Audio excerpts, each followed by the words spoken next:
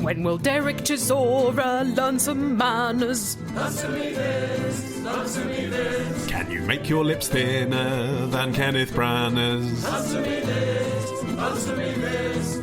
Helen and Ollie, answer me this. We open the episode in a bath full of shame because a gap in our knowledge has been discovered. Outrageous. By a listener called Lorelei, who says, I was just listening to podcast 222 and was dismayed that your exhaustive Battersea Power Station research didn't unearth the fact that Def Leppard filmed a video there. That's right, the video to Rock of Ages. It's very presumptuous of her, isn't it, to presume that the research didn't unearth that fact rather than I may have chosen not to mention that fact because it's not that interesting. All in the editing. Lorelei quotes the lead singer of Def Leppard, Joe Elliott, who said, "We got on well with Duran," as in Duran, but they're on first name terms. But we were jealous of them because they shot videos on yachts with beautiful suits and women covered in war paint. We did ours in Battersea Power Station, and our women were caged. That's a good quote.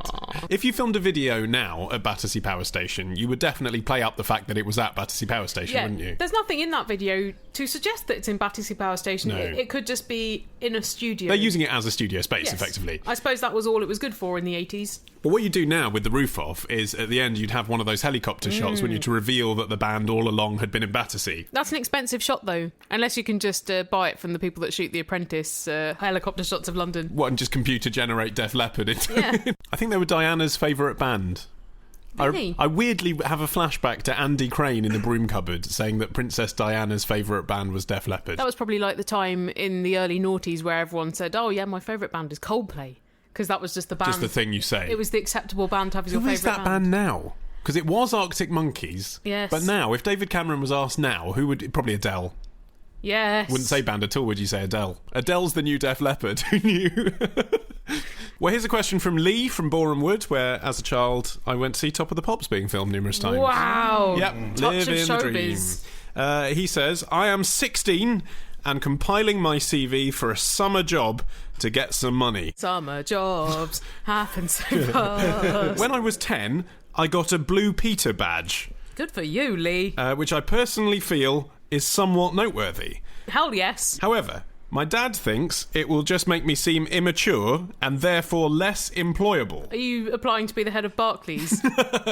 So Helen, answer me this. Should I put it on my CV or not? P.S. I got it for starring in a school play as Doctor Who, if this helps you in any way. Oh, well then it does, because then you could list amongst your extracurriculars the fact that you do drama, and you could note that your dramatic abilities had been rewarded in this way with a Blue Peter badge. Don't lead with the Blue Peter badge, though. Yeah, I just wouldn't mention it in the top half of the CV. On the A4, you put it in the bottom half, maybe under awards and qualifications. Yes, that's a good idea. Bullet point, Blue Peter badge. For drama.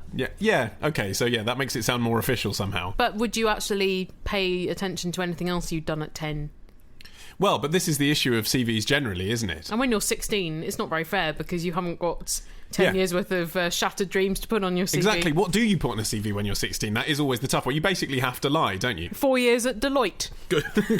Good phone manner. I'll tell you what the 16-year-old Helen Zaltzman would have definitely done correctly on her CV. She would have put curriculum vitae and she'd have spelt it correctly. Yeah. I had that and spelt it incorrectly for ages. It was pointed out to me when I was about 20. VITAE? No, not that bit, the curriculum bit. That's like the other day when you asked me how to spell encyclopedia because you were doing a tweet and it wasn't auto-correcting it properly. And so I spelt it out for you, but then you spelt Britannica wrong anyway. I don't really remember having a CV when I was that age. Because it's going to be empty, there's no point. Well, if you're being fast-tracked at Tiggy's Stainless Fasteners, then you don't need a CV. Your CV is basically no criminal convictions. Do you think that alluding to Blue Peter for employers is a turn-off, even if you do need to pad a CV? No. I think, well, it depends what the job is, but I think certainly if I was employing a 16-year-old, I'd find it highly amusing and interesting that they'd been awarded a Blue Peter badge, and probably, if you get through to interview stage, the employer is probably looking for angles and things to ask you about, because really they just want to suss whether you're a decent kind of person. However, if it is just a shelf-stacking job, then all they want to know is that you're not going to go mad with boredom.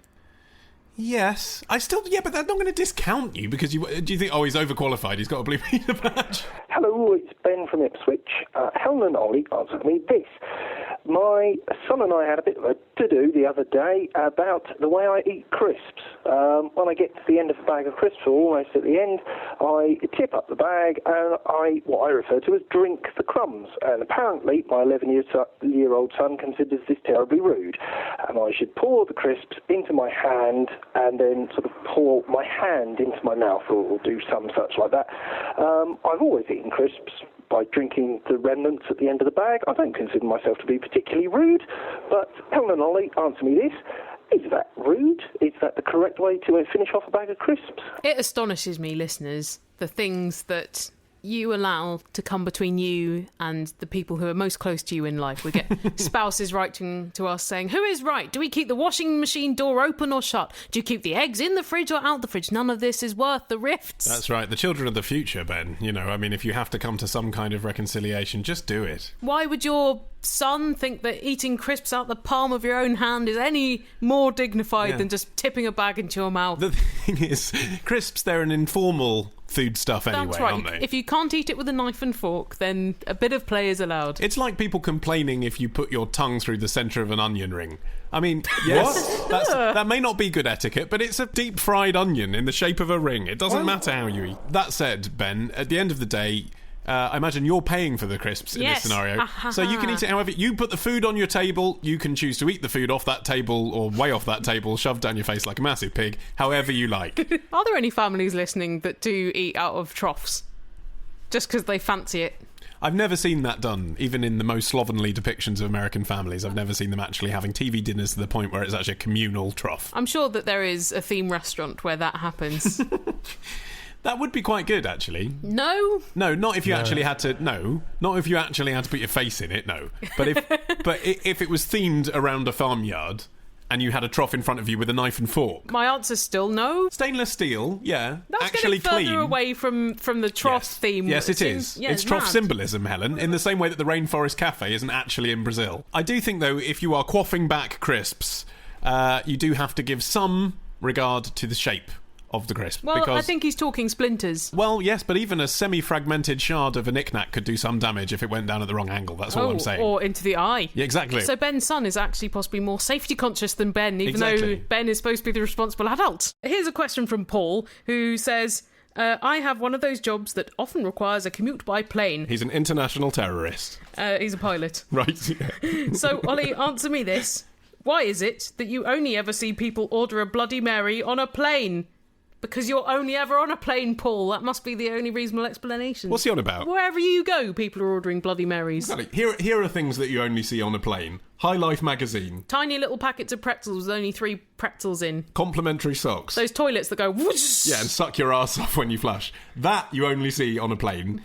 Bloody Mary, absolutely everywhere. I suppose that a lot of people might have a Bloody Mary on a plane when they wouldn't on the ground because it's quite strong flavour, so it overcomes the deadening of the senses caused by the aeroplane. It's also a long cocktail. I think if you were to have like a martini or something in one of those like plastic beakers, assuming you're not in first class. Oh, flight attendant, I'm sorry, I asked you just to show it the vermouth. If you've got a question, email your question to answer me this podcast at googlemail.com.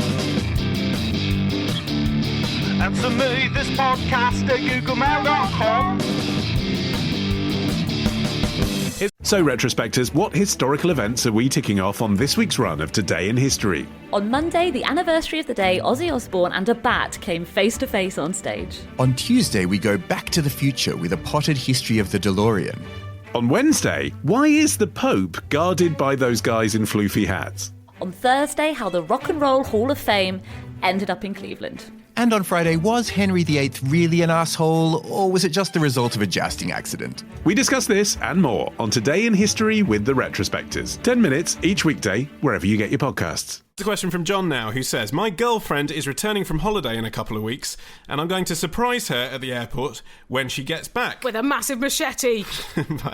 by introducing her to my new wife. We've been together for over 2 years, so I'm pretty sure that this is going to be a good surprise. It's meant to be a good surprise if you've been going out for a month. I think it's a better surprise if you've been going out for a month, because after 2 years she's probably half expecting you to be there, John. Isn't that the When Harry Met Sally thing? You never pick me up from the airport anymore. That's what happened happens if you start picking someone up from the airport when your relationship is fresh, then it's just a matter of complaint when the relationship's gone downhill. I never expect anyone to pick me up from an airport. There's a lot of time out there day. My girlfriend works. You know what I expect to pick me up from the airport? The minicab that I prepaid for. Yeah, well, that's very That was 2 years ago. I'm still angry. Anyway, Helen, answer me this. Do you have any ideas how I should do this, or what I should do? Definitely go to the correct airport and the correct terminal. If she's coming back from a very far-flung place, I think you could bring along some things that she may have missed on her holiday. I mean, when I arrive, I always want a coffee, a British newspaper, maybe some Percy Pigs from the M&S Simply Food. Okay, but not things like a full meal that you've cooked that she would then have to eat standing in the arrivals. Her cat. No.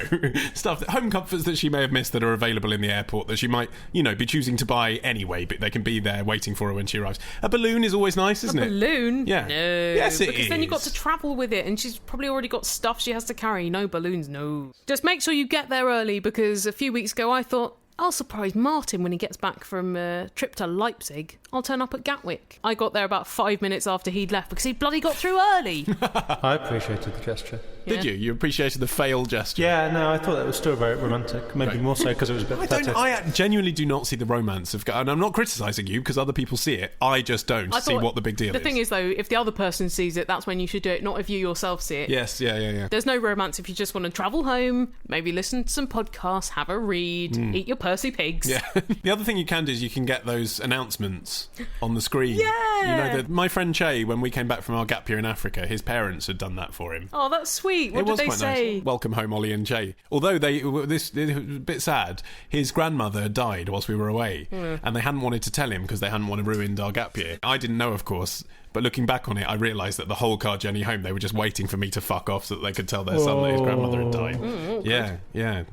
But actually, I think that's probably the right decision because it would have ruined his gap year, and he probably would have felt obliged to come home, and they didn't really want him to do that because she'd already died suddenly. Didn't put that on the message board, obviously. Welcome home, your nan's dead.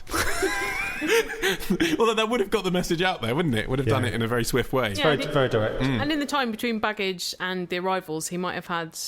time to deal with it. Yeah. I think that's a mourning period. No, again, I think they made the right decision in the long run. My mum had a car accident 2 weeks after we got back from honeymoon, and she kept saying things like, it's so lucky that it didn't happen while you were away, because of course we wouldn't have been able to tell you.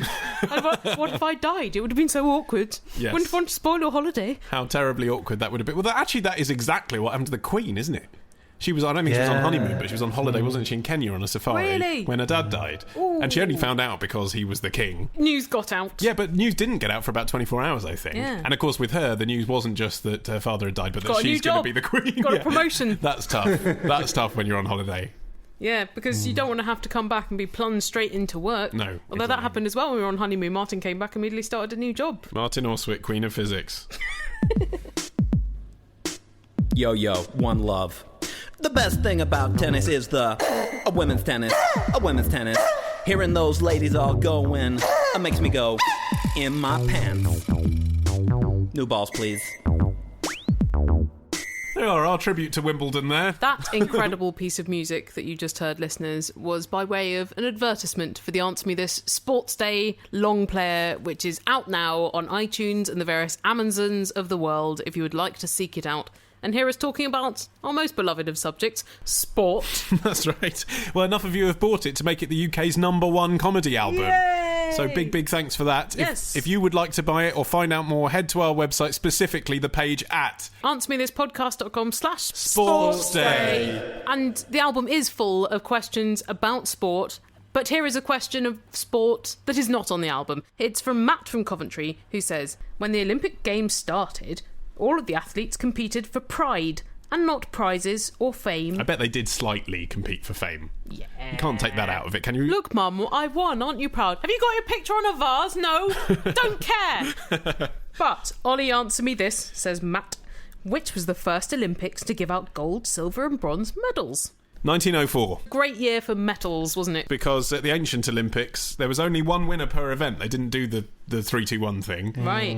And the winner was crowned with a wreath made of wild olive leaves. Oh, that sounds nice, but Sounds rubbish. not very enduring. Exactly. You can't go and give a lecture at Deutsche Bank 40 years later and pass round rotting olive leaves with creatures living in it. Well, actually, you probably could, but everyone would think you're just being delightfully eccentric. Or making some kind of metaphor for the banking crisis. It's rotten. Then at the inaugural modern Olympics in 1896, they recognised that there should be runner-up prizes. Wow, so it took millennia to come up with the 1 to 3 configuration. Well, yeah, but, there hadn't been Olympics in the period in between. Oh, right. So there, interestingly, the winner got silver, not gold. Wow. And bronze was given to the runner-up. And then gold to the other runner-up. No, there was no gold at all. No gold. Yeah. Was that because it was too expensive to squander on a medal, maybe? Well, I think it just took them a while to come round to the idea that gold, silver and bronze would be a clever way to doing it, because then 4 years later in 1900, where you'd think, OK, that's the year they must have worked it out. No, that year they did cups. And then I think the reaction to the cups generally was And Can't wear a cup. Exactly. So 1904 was the first time you got gold, silver and bronze. Obviously the most valuable is the gold, then the silver, then the bronze. There is another reason though, and I don't know what I think about this, but I'm not classically educated, so I'll run it by you and you tell me. The metals designate, it says here on the web, the first 3 ages of man in Greek mythology. Oh, God. The Golden Age, when men lived amongst the gods. The Silver Age, where youth lasted 100 years. Dream on. I can't imagine which of those I'd rather, living amongst gods or being young for 100 years. Well, the gods were vile. Yeah, but if you were young for 100 years, they would probably make sure, because they're such arseholes, the Greek gods, they would make sure you were at that stage of youth where your voice wasn't properly broken and your skin was terrible and no one wanted to have sex with you. That's what they would do. And the Bronze Age, the era of heroes. Yeah. Here's an email about something totally different now from Charlie in Leighton Buzzard. And it's about the beginning of time. Great. He says, or she says, Charlie, don't know. In the beginning, there was Adam and Eve. Well, according to sources. Yes. They had 2 sons, Cain and Abel. So it goes. Yeah. Helen, answer me this. How did Cain and Abel have babies if they were the only 2 people on the planet? They weren't the only people on the planet. First of all, Adam and Eve were there, and I'm sorry to say it, but the Bible is a very dirty book. Cain and Abel and Seth are the only ones of Adam and Eve's children who are actually named in the Bible, but Genesis chapter 5 verse 4 says they had other sons and daughters. Oh, does it? Okay. So it's only bothered about Cain and Abel, the first murderer and murder victim, Seth, from whom Noah is descended, and then just the random others, so you can just take a guess that, they just married one of their sisters. Actually, it's just focused on the stories that we're going to be interested in future episodes, basically. Apparently, and again, it's myth because the Bible is a work of fiction, Adam lived for 930 years. Had a very healthy diet, remember? Everything That's fresh. True. Yeah. Fresh, local, organic. Some dried dinosaur meat that he found, like jerky. So he had plenty time to dip his wick into many generations once they'd started. Oh, I see. So, there was a bit of a mix. So it would have widened the gene pool a bit. Hardly. It's all variations on a theme, though, isn't it? And it's a murky, disgusting, atonal theme. Yeah. That's not widening the gene pool if he's basically fucking his grandchildren and great-grandchildren. It's varying the genetic faults. No. Maybe Adam and Eve, like they lived a lot longer than the average adult today, maybe they had a superlative number of genes rather than the same number that we have. Look at his children and how we've developed all in different colours and shapes and sizes, Helen. Amazing. Obviously had a lot of different sperm in there. But what's the alternative? I mean, I'm completely baffled by speciation, but wasn't the first human being basically having sex with monkeys? Yes. But then they would have been not that far from a monkey themselves. Yeah, exactly. Of course, that they being were the point. Exactly. They were slightly more developed, and that took thousands of years, so then that's millions fine. of years, yeah. I mean, you look around, I think we all know people who are in relationships who are basically having sex with monkeys, don't we? Why are you looking at Helen? we all know people who we think, maybe they're more developed in certain different ways than their partner. Maybe they've settled. Sometimes, exactly. Sometimes people are more attracted to someone who in some ways maybe is inferior to them, but actually, for all we know, in other ways isn't. Also, in the Garden of Eden, how did they pray? Because religion hadn't been invented yet, because they're in it. Well, everything they did in some way was either an act of worship to God or very naughty disobedience. But how do you worship God if there's no book? There's you can't have Passover. But you've got a direct connection to God, haven't you? Just go, hello, God. Hi, God. Remember me. Good work. Keep it up. He's in your ear all the time. Can I fuck my granddaughter, please? Yeah. You may, but you cannot eat the fruit. I know what's important. Answer me this. You said I could return this pair of tights within 28 days without affecting my statutory rights. Didn't you? Now I'm staying up all night and I'm shaking and shivering with fright, 'cause you made me replace my living room lights, claiming eco bulbs will be just as bright. Didn't you?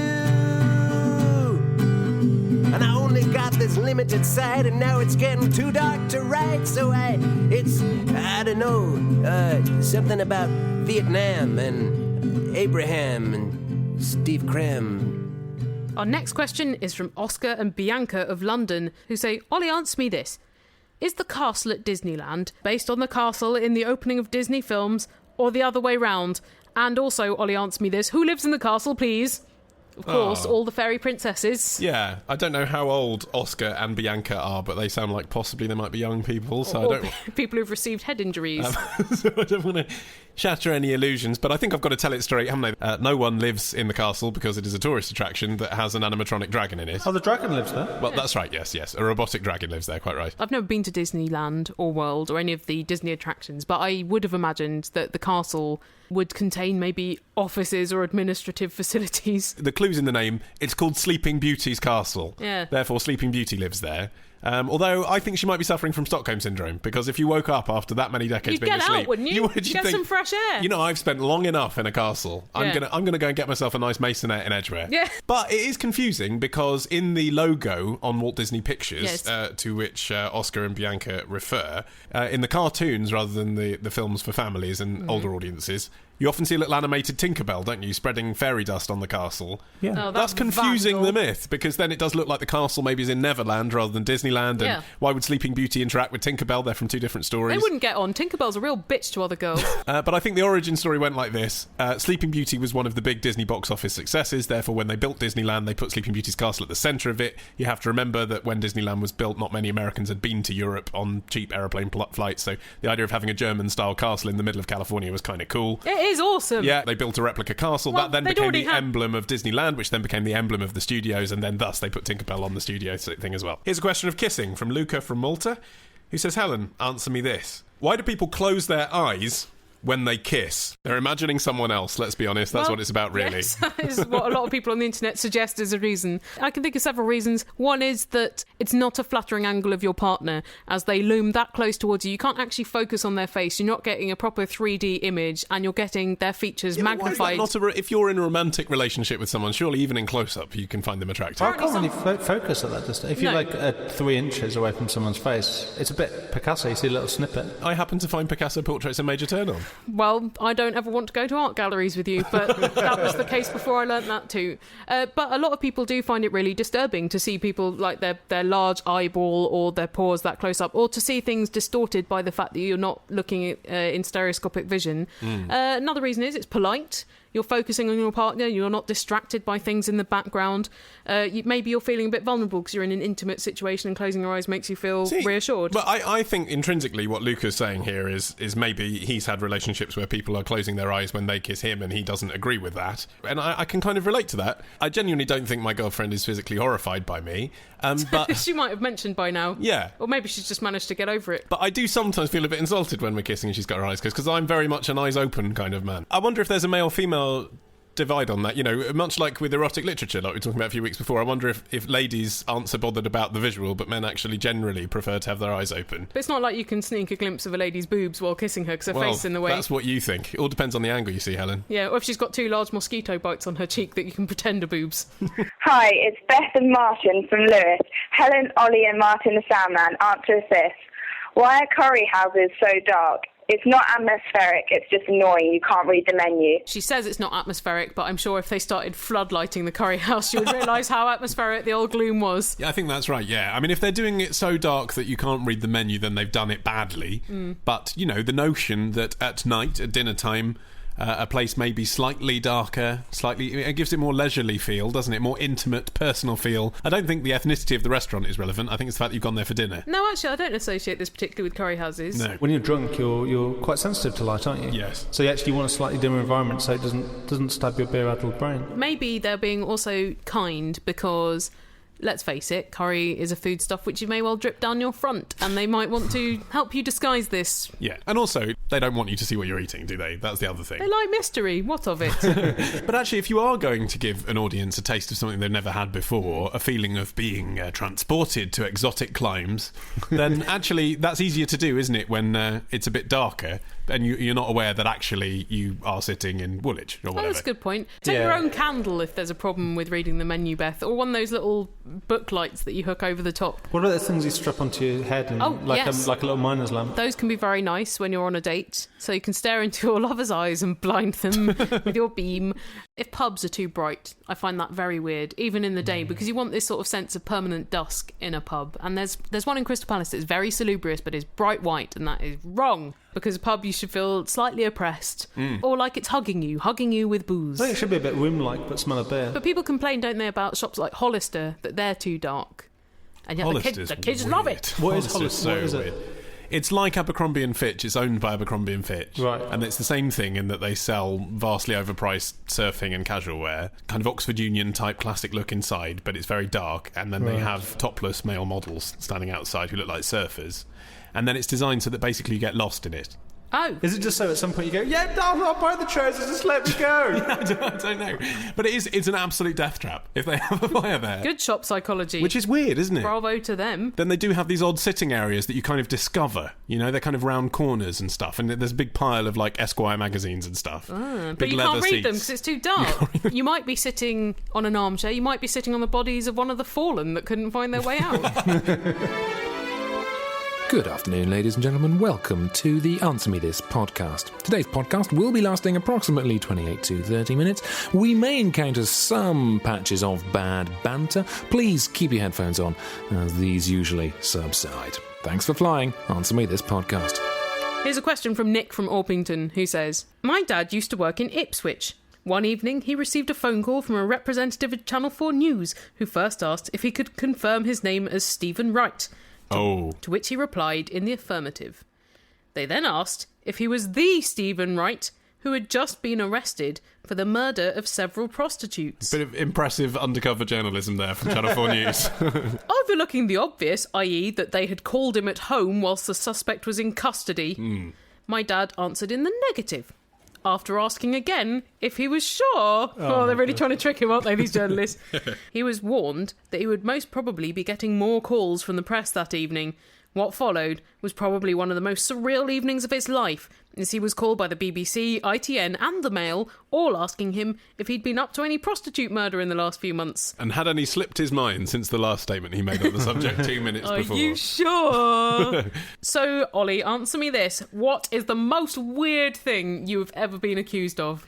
I was confused for someone who was in a Boots advert. Wow! Yeah, it's not prostitute murdering, is it? There's usually women in Boots adverts. Yeah, I know. I'd never seen the advert that they were referring to, but I was on holiday with my family and someone came up, this was in Turkey, and someone came up to me in Marmaris and said, you're on the telly, aren't you?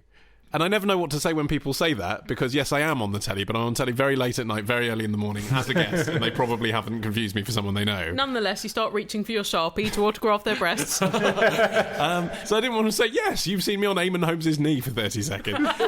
So I said, well, I don't know. What do you think you've seen me in, is what I said. And she said, you're in the Boots advert. Yeah, you're in the... Doris, he's in the Boots advert. And she called over her family to come and meet me because I was in the Boots advert. And I said, no, I'm sorry, I'm not in the Boots advert. And she wouldn't have it from me. That's what a real celebrity would say, because Exactly. you're here undercover, aren't you? Yeah. Probably doing some research for your next Boots character. Someone who's been to Turkey, so they need some after sun, isn't it? That's who you're playing. Maybe. How eccentric. A friend of mine, Ellis James, who is a comedian, is currently being mistaken for two people. One of them is E.L. James, the author of 50 Shades of Grey. Right. The other person he keeps being confused for, and he's got some quite ripe tweets from people, is somebody who allegedly was sleeping with Harry Styles from One Direction. Right. Who has another name that sounds a bit like Ellis James. Yeah. And has he been capitalising on it? Has he added these people to his mailing list? Oh, I should hope so. I should hope so too. I hope he's got lots of new followers on Twitter, but they do seem to be quite negative for the people that want Harry Styles for themselves. Yes. Did you see the most ridiculous news story of last weekend? Which was that some scientist has said that because in studying teenage girls who are looking at pictures of Justin Bieber, they found an example of dopamine in their brain at a greater level than there would be otherwise, that therefore there is actually like some sort of scientific reaction to seeing Justin Bieber's face, as opposed to this just being adolescent girls getting their Chinese tickled. But then, if that were the case, why have they not prescribed my dad pictures of Justin Bieber for Parkinson's, which is when your dopamine drops below certain levels? surely Bieberism causes Parkinson's if you use up all of your dopamine as a teenage girl? Yeah, well, that's what he should do. Link. He should do a long-range study amongst the believers to see whether in 20, 30, 40, 50 years there's a higher instance of Parkinson's amongst them. That'd be interesting. We could do like a mass bonfire of Bieber sacrificing to stop Parkinson's. Well, anyway, listeners, if you've ever been falsely accused of something, preferably not something quite as dark as what Nick from Orpington's dad was being accused of, then please do get in touch and tell us. And also, of course, get in touch with your questions via email, Skype and phone, all of which contact details are listed on our website, AnswerMeThisPodcast.com, which is also where you can find the link to our Sports Day album. 1 hour of all new stuff, all about sport, and some of it not really about sport. You know how we work by now. Yeah. Bye!